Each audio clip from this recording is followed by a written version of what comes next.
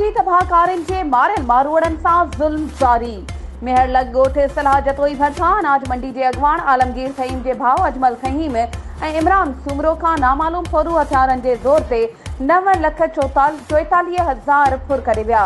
Police तहफ़ुज़ ॾियण में नाकाम। वापारी जो चवणु आहे त मेहर शहर में बैंकिंग सिस्टम बंद हुजण करे राधण मां कैश कढाइण ते मजबूर आहियूं।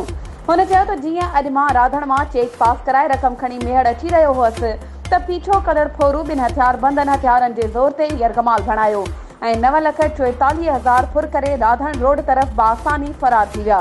मेहर में इमरजेंसी हालात हुजण बावजूद पुलिस वापारिन के तहफ़ुज़ ॾियण में नाकाम। हुननि पुलिस के आला अमलदारनि खां मुतालबो कंदे चयो त असां सां ज़ुल्म थियो आहे।